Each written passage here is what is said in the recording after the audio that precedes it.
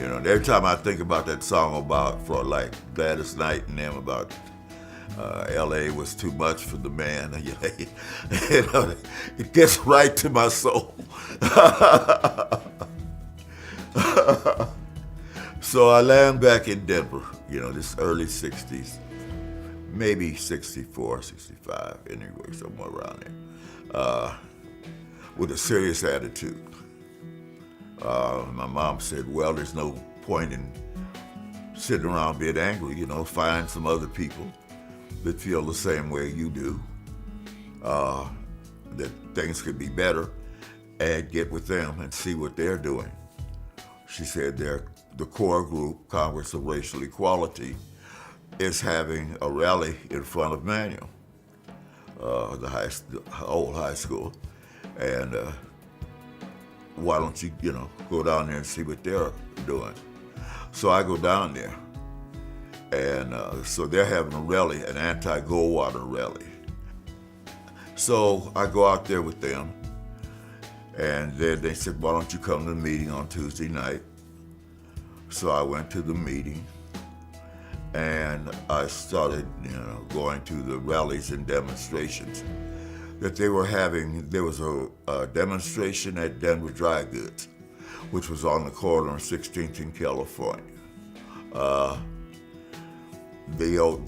guy that owned it, the president, he considered himself quite liberal, but he didn't have any blacks working at the Denver Dry except in the basement. No clerks and salespeople, none of that, So they were picketing him. So they asked me to join that picket. And so I was going down there to join that picket. And it occurred to me that my girlfriend worked there in the basement, of course.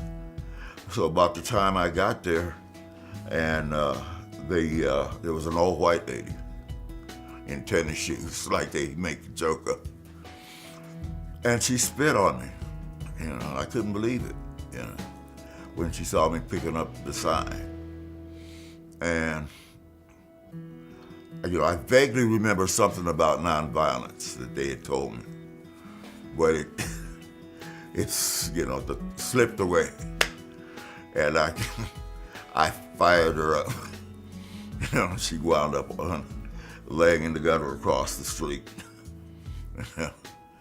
So at the next core meeting, of course, I caught hell from the, we're, nonviolent, and you claim, that you wanted to work with us. And I said, well, I did. And I was nonviolent, but she spit on me. I didn't say I wouldn't respond to violence. I just said I wouldn't start any violence. So that blew my chance to go with the Freedom Riders. The anti-war movement was growing. And so people asked me about, the war thing. And I said, well, naturally, we're against the war. And they said, well, will you come to the Capitol and be the spokesman, be a spokesman or a spokesperson? I said, well, I can't represent the core group, but I am the head of the Political Action Committee. And under that platform, I could do that. I go down there and give the speech at the state capitol, and then all hell broke loose. Now that was the turning point, that speech I gave. When I got back to the campus, I had lost all my positions. I was head of the drama club and head of the madrigal singing group. I was in the student senate. One other club I can't remember now, I was in. So I had been, removed from all those, because of the speech, I had been removed from all those positions. And then I go to Corps, and these were all military people. Like I say, it never occurred to me.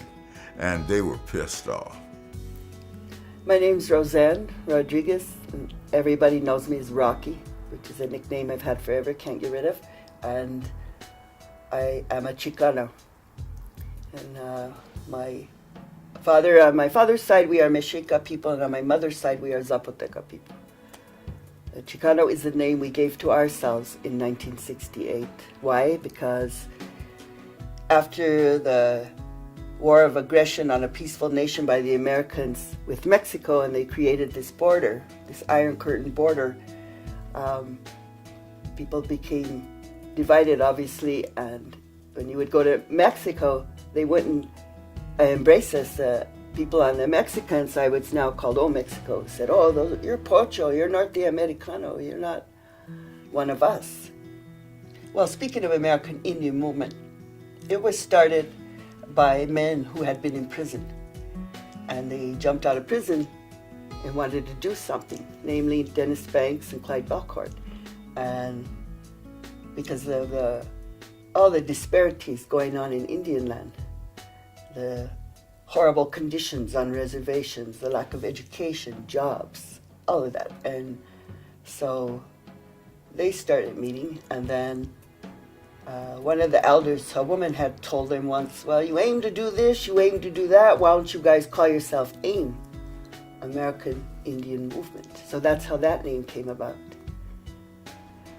I think it's time, finally, that the past efforts of blacks, Chicanos, Native Americans are finally going to come to how our elders predicted. Because they said way back when, we are on the front lines today, everyone tomorrow. Well, tomorrow's here. Everybody now knows what it's like to be treated like a nigger, a spick, or a blanket-ass Indian. And I make no apology for my directness, because that's how we were treated, right? That's how we were. And so everybody's online. You have the young people now in the street, Occupy Denver, Occupy this, Occupy that.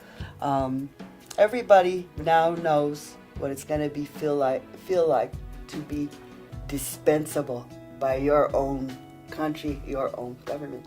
Because the governments of the world today no longer treat the countries like a country. They have become businesses, and that's how they treat everything. And everybody, nobody's safe. Everybody has to wake up. That's why I like to speak bluntly. I'm not going to sugarcoat anything, because if we don't wake up soon, that what might look like Indians' problems, black people's problems, Chicano problems, these aren't just our problems. We all breathe the same air. We're all standing on the same earth. We all drink the same water, and all of that is in trouble. These are all of our problems, and we all have to join hands, join arms, and stand up for life, period. I'm not so much anymore into, if people ask me, "Are you Indian?" No, I don't come from India. I'm not so much into identity. I'm now more interested in who's human and who's not. I don't care what you call yourself, what color you are.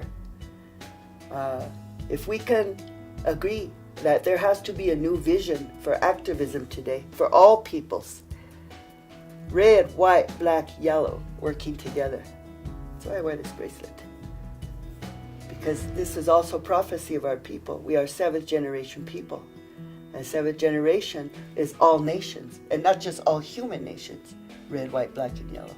It's all the nations, the fire, the rock, the water, the green, the creepers, the crawlers, the swimming peoples, the four-legged people, the winged people, the thunder nations, the star nations, and the two-legged people. That's how this universe was formed, and the two-legged's on the tail end, red, white, black, and yellow. That's seventh generation. That is all nations. And that has to be able in this time to love and help each other. That's the evolvement of consciousness people have to get to if we're going to survive or ascend.